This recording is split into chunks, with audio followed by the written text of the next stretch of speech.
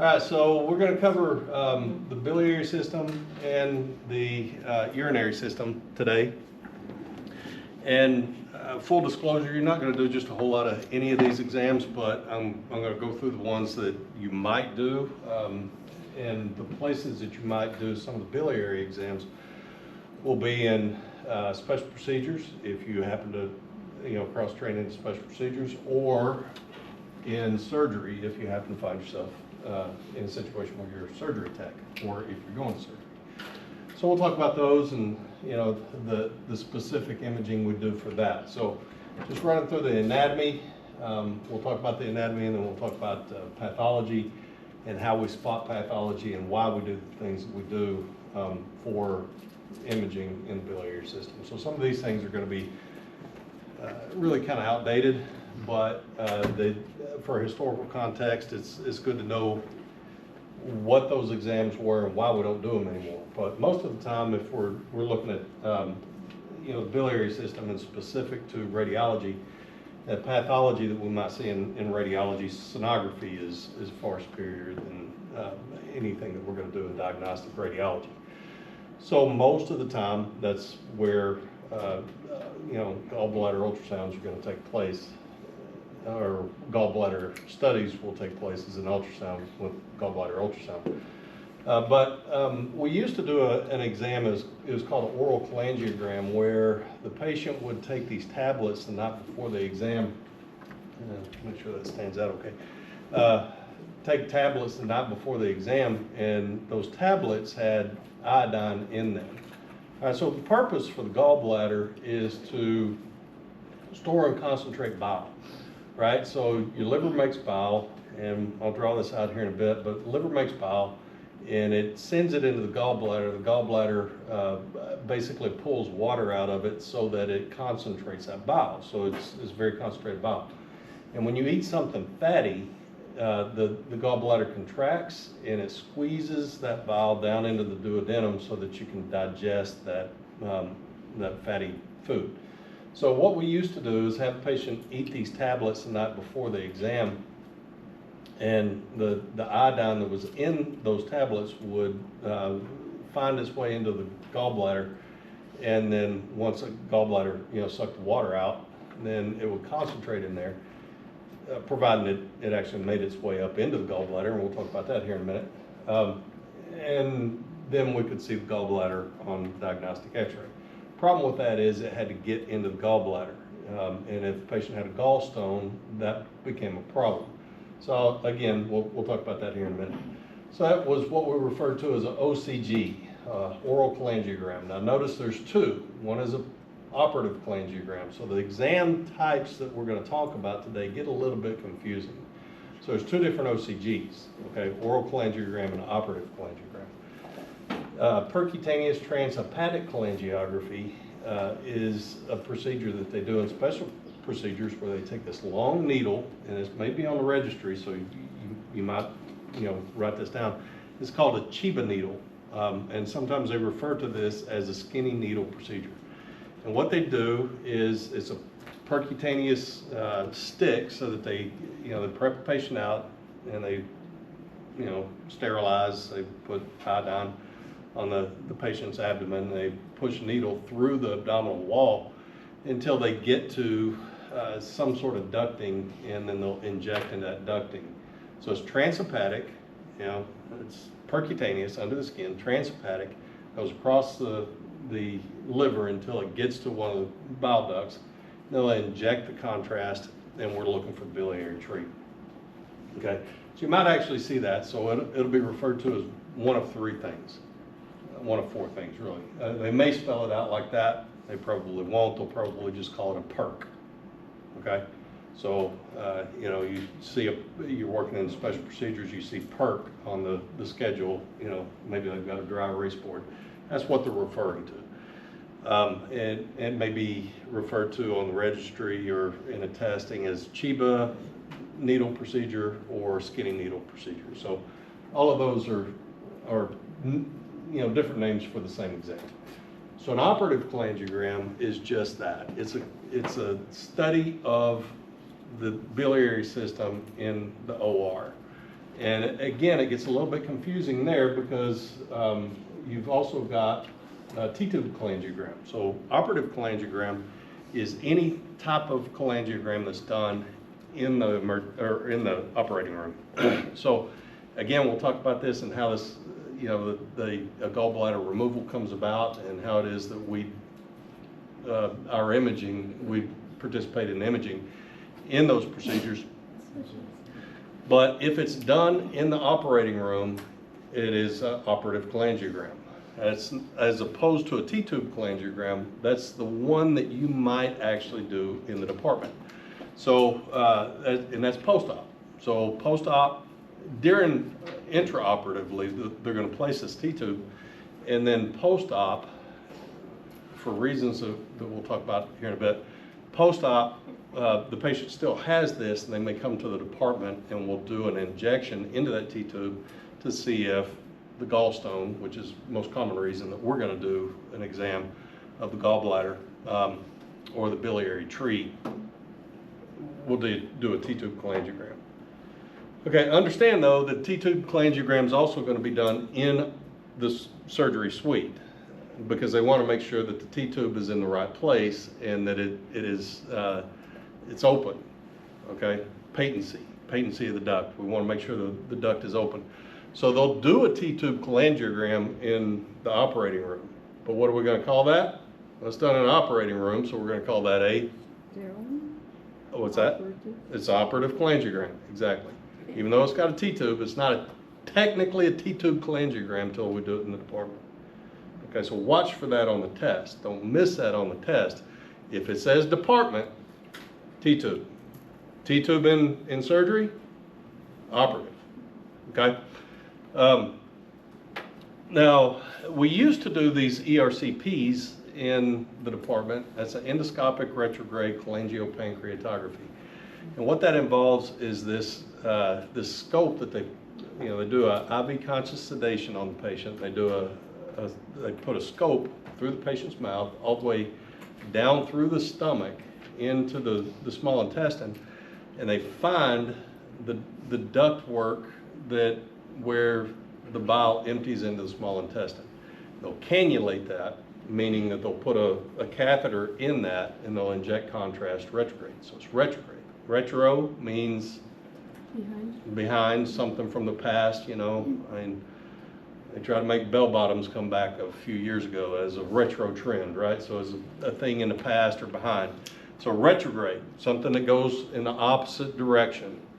Endoscopic, using the scope, retrograde cholangiopancreatography, and we'll break those words down in a minute. So those are your exam types, and they seem kind of confusing, but if you just kind of break the words down, you understand the difference between the two different OCGs and the operative cholangiogram and the T-tube cholangiogram, then it's a little easier. So oral cholangiogram we talked about. Sonography is the most common oral cholangiogram I think in my entire career I've ever done. I've been in a hospital where they did oral cholangiograms one time, ever. They're just terrible. You get terrible results from them for reasons I'll talk about here in a bit. So we've kind of talked about all that, so I'm going to skip through that. The reasons we may be doing some of these exams are for obstruction, and what you might see sometimes in a patient with obstruction is bile backs up to a point where they become jaundiced and they look like they have advanced hepatitis. They kind of take on a yellow appearance. Walked into the patient's room one time and she had it bad. The whites of her eyes were, I mean, almost, what's that really bright yellow? Is it fuchsia or is that, am I saying that? I know 5 colors. Like highlighter yellow? Yeah, like highlighter yellow. The whites of her eyes were just, I mean, it looked like some comic book villain, right? So if you walk into a patient's room and you see their eyes look like that, don't freak out, just understand that they've got some sort of obstruction, most likely, or possibly advanced hepatitis. So it's caused by blockage. If it's not hepatitis, it's caused by blockage in the back of valve. All right, so we've talked about all these. This is an example of the perc. So we've got the skinny needle that's coming in, and we've got the biliary tree. So what we're looking for in a blockage is an absence of contrast, all right, or an abrupt ending to the contrast, kind of like what we're seeing here. We do see, though, that number one, the patient has had surgery. There's surgical clips. So what they had exactly in that area, can't say for sure. It's an awful lot of clips for a gallbladder, but may have been gallbladder surgery, may have been something else, I don't know. But gallstones, most gallstones, not all gallstones, but most gallstones are radiolucent. So you just don't see them real well. Oh, you know, you take an x-ray, the patient's complaining of flank pain, right? It could be a kidney stone, could be a gallstone, don't know. And in most cases, you're just not going to see a gallstone. Might not see a kidney stone. A lot of those are also radiolucent. So when we inject the contrast is very radiopaque. What we're going to be looking for is where the contrast is not. All right. So most of the time that we're doing any kind of cholangiography, any kind of study of the biliary tree, gallbladder, looking for gallstones, then what we're going to be looking for is an absence of contrast, a filling defect. And most of the time you're going to be using a C-arm. And so, you know, if what can happen is when they draw the contrast up, they can have a bubble in the contrast, right? So they inject the contrast. What does air look like on x-ray? It's also dark, right? So it's also radiolucent. It's going to give the appearance that the patient has a stone.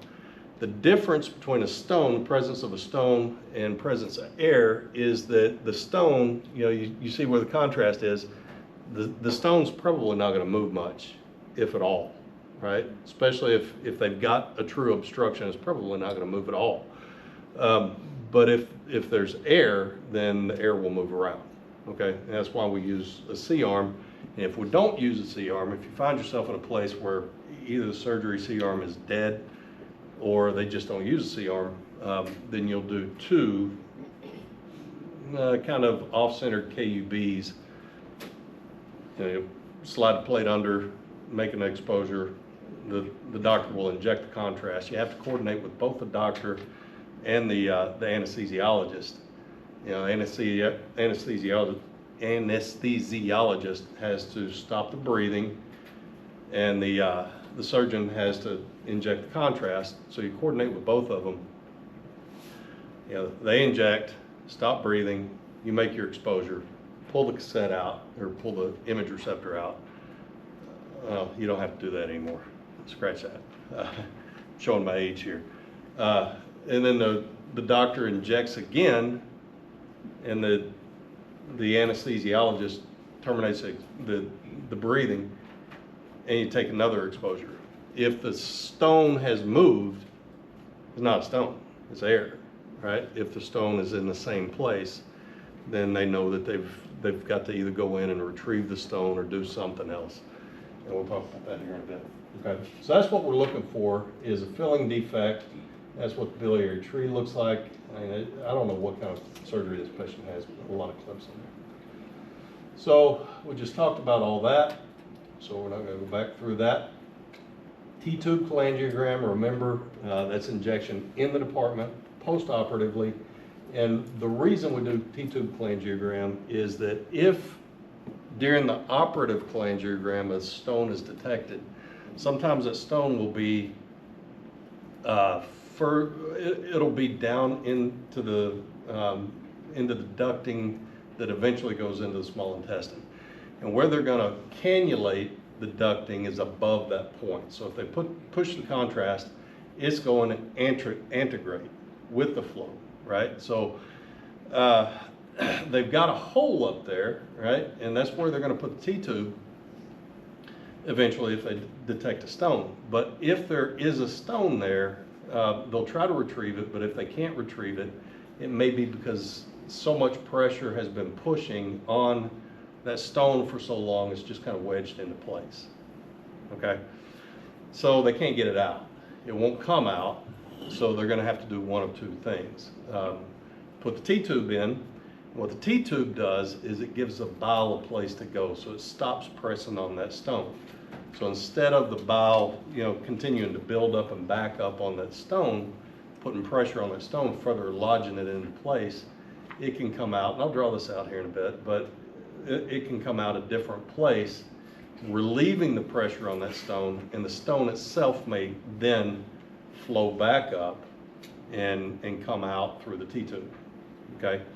So the purpose for the T-tube cholangiogram a few days after surgery is to see if that stone is still there. And if it's not, they can pull the T-tube out and send the patient home, okay? So again, we'll kind of draw all that out here in a bit. But that's the purpose for the T-tube and for the T-tube cholangiogram.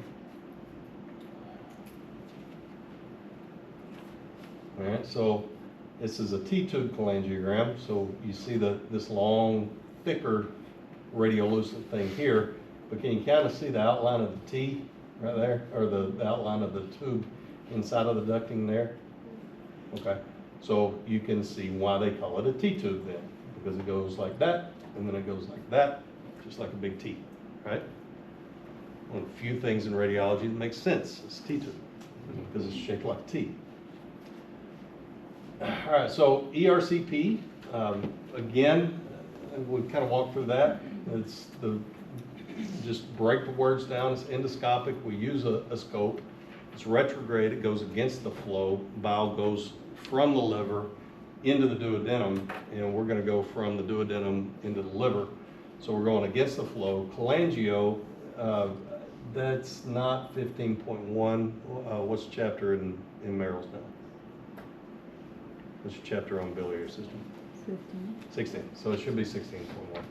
So cholangio means bile ducts, and then pancreas, that's radiography of the pancreas.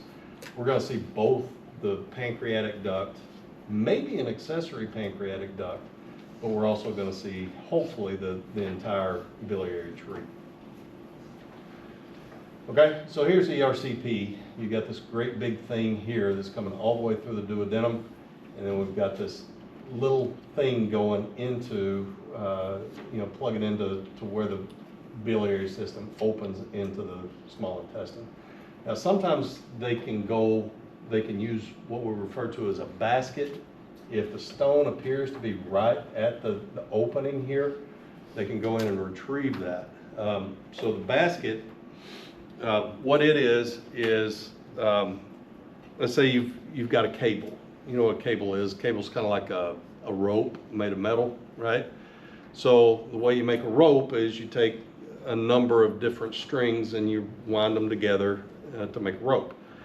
Cable's the same thing. So in this cable, there is a portion of the cable where the individual strings of the cable aren't, they come in contact with each other, but they're not wrapped up like a rope. Okay, so what they'll do is they'll put the thing into the ducting, and then they'll push a little plunger, and what will happen is that area, they'll push it past the stone, and that little area where the cables don't come in contact with each other or aren't bound to each other will open up, and they'll pull it back, and the stone will fall inside, and they'll grip it and they'll pull it out. Okay, if it's far enough down, what they'll do is they'll just cut that opening and let the pressure from the bile above it push it down into the duodenum. Familiar with what an episiotomy is? It's basically the same thing except for a stone instead of a baby. All right.